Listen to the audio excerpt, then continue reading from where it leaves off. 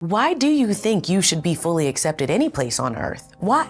Like, where is that coming from? You're gonna be a sojourner in this land. You're going to wander this land. And as long as you can cling to the cross and cling to people who cling to the cross, it's not going to be, I'm done with this church, so I'm done with the church. That's not sustainable. No matter what, somebody at all times is going to have to give up something to be part of a community.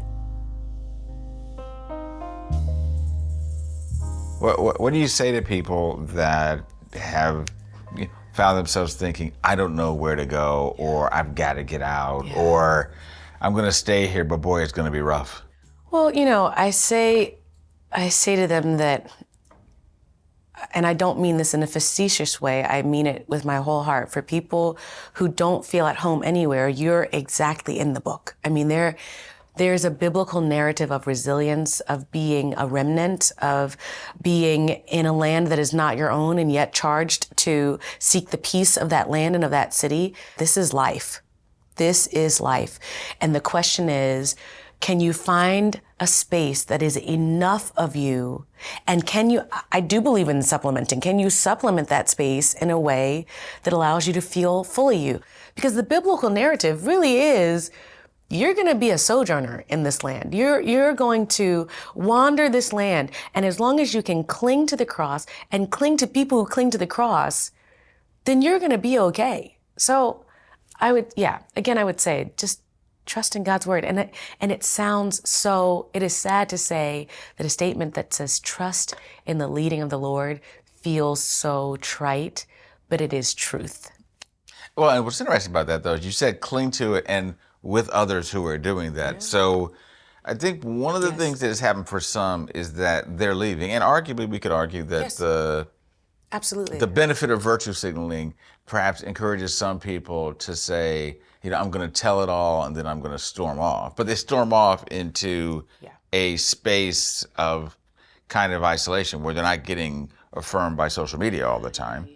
And so that's right. You're suggesting that people do need to find community. Yes.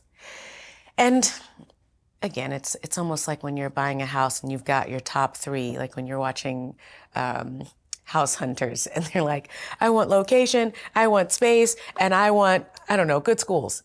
And every house that the realtor shows them has some, but not all of those characteristics.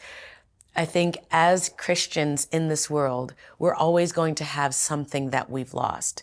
And the question is, what is the loss you're willing to accept in this particular period of time that either can be compensated in some other way or is something that you're okay with? So when I speak to, I just had a great conversation with a Mexican-American friend of mine who is in a predominantly white church. And she said, for me, my kids speak Spanish. My husband is Mexican. When we get home, it's all Mexican food. It's all Mexican culture at all times. So I don't mind going to my predominantly white church.